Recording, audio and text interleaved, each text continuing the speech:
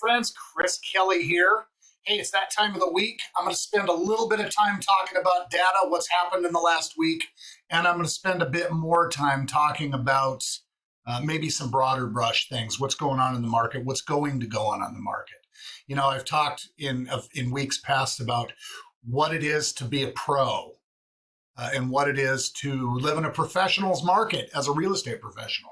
So to me, what that is keeping our eye on the ball when the rest of the world isn't. Fear happens when people take a little slice of something, focus on it, blow it out of proportion, and fearmonger around it. To be a professional is to step back, take all of the data in perspective, maybe look at it a little bit longer term, and give a good, solid advice accordingly. And that's absolutely always been and always will be my goal. So, all right, first things first, let's dive in and look at the week's information. There we go. In a word, less, a lot less. There were less listings this week. There were definitely less pending sales. I mean, they're down 20% from last week. And solds were down 34% from last week. So that's a pretty big dip. Again, it happened in a week. So you know, if that lived that way for a month or two, that would be different. That'd be far different. So I don't get too much in a twist over that, but it's worth paying attention. Now, what's happened in the last little bit of time, you know, week or two or three? Interest rates have happened. They've happened this way. And they'll happen a little bit this way. That happened just today. Rates went down a little bit after they went up a pretty good bit. So, you know, it's just things kind of bump along. If you look at the average and median days on the market, that's gone up a little bit. We're at 10 and 38, and I think we were at 8 here 3 or 4 weeks ago. So has the median, that is, so it hasn't changed a bit. This number keeps bouncing back and forth. This was 580, and I think this was 650 or close to it. And they both come back down after being back up and after being back down and so on and so forth. So just, I mean, we're kind of bumping along. And in the summer, a lot of times we get these anomaly weeks where not a lot happens. Usually, though, it's not the summer or the weather, it's interest rates. Like I've said before, you know, it's going to be the real estate hokey pokey where people are going to put their right foot in and take their right foot out, depending on what rates are doing. They're going to step in and they're going to step back and pause. So rates are higher, a little bit of pause. That's how it is. All right, I want to take a little broader look at things. Listen, you know, Brian Buffini, one of the people I listen to in the world when it comes to real estate in particular and the market in general, does a couple of times a year, he does a video on predictions. So he did his mid-year 2023 predictions. Had some very sharp folks who also are very much in the know on this and quoted from it. So I'm just going to take a few graphics. I'm going to take this probably in pieces because there was a lot to take in. But I just kind of want to touch on a few key points. And again, this is what being a pro is, helping people take a step back, figure out what's going on, why things are going to go on the way they go on going forward. You know, absent looking at things this way, you get subject to the fear of the fear of the moment. Well, my God, rates are going up. Or, you know, a friend of mine sent me a post. All the houses are being sucked up by investors, by large investors, and that is a thing actually. That definitely has had a huge impact on the marketplace, but it isn't going to kill the marketplace or make it completely impossible to be a buyer or a participant in the market. It's just not. So, all right, let's take a look at, let me minimize the screen. This is where I wanted to start. This says Americans are sitting on tremendous equity. Free and clear homes in the United States, homes with no mortgage debt, right here.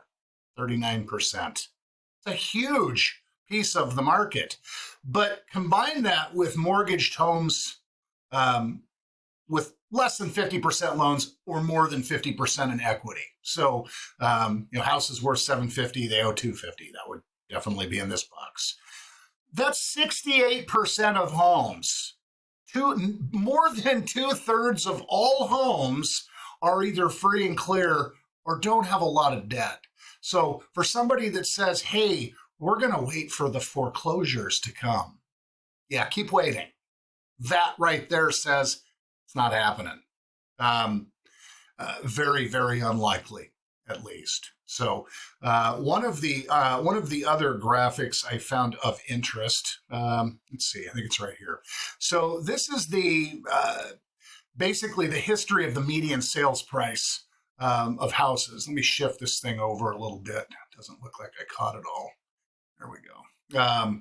So, this is from like the 60s. So it's a long graph, but you can see over time what's happened. You can see over time when we had dips and in the scheme of things, how big they were or they weren't. Remember, people talk about how nasty the 80s were, and there were these gray bars are actual recessions as defined by what a recession is. But look what pricing actually did. It actually went up still. Early 90s, we had a little dip. That was right before I started in the business right here. And we had this huge run up until 08, 07, 06, depending on where you were, but somewhere between 07 and 09. Then we had this pretty hefty slide. That's the biggest slide as far back as this graph goes. Really, that's the biggest slide since the Great Depression, which was a lot further back than this graph goes. But then look what happens. Basically 2000 and say 11, 12 on, up we go. And it's been a long run since. We had a little bit of dip here.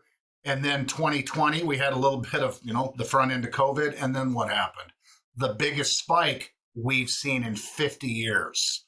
By the way, the biggest spike that has somewhat come down right here, but it's come down, what, 10% of what it's gone up? And these are national numbers, by the way. So, this differs in the Northwest versus the Southwest and so on and so forth. But in general terms, we've gained a lot of equity in a very short amount of time.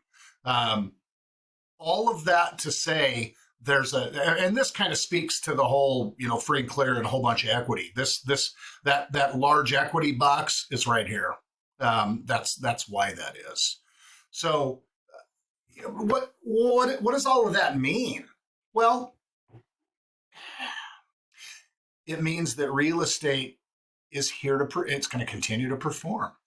Why would real estate? Oh, actually, I'm sorry. There's one last graphic I definitely want to touch on.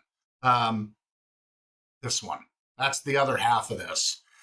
That little circle right there represents the largest swath of home buyers in the history of the country and the world, coming of buying age, getting ready to participate in the market.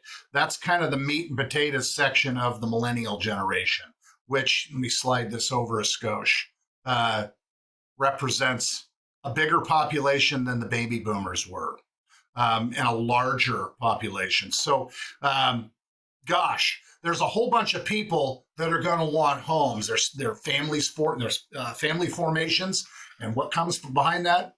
People buying houses. So there's going to be a whole bunch of people buying houses in the face of a low inventory marketplace. These are the reasons, largely, that real estate prices have maintained what they've maintained in the face of interest rates doing what they've done. What do you think is going to happen when interest rates invariably and inevitably go back down? And they're going to. They're going to follow what happens with inflation ultimately. Gosh, prices are going to go up, and they're going to go up immediately. So, I might suggest, and I've said this a lot here over the weeks and over the months and over the years, if it's the right time in your life to be doing something and you're considering doing something, it might be better to do it now in the face of worse interest rates or higher interest rates that you can change later than it is to wait for the low interest rate when that same house costs an extra 50K or an extra 100K. Something to think about. Prices came back down in the last few months, and we've recovered well in the last year. And when interest rates initially went up, and we've recovered most of that. So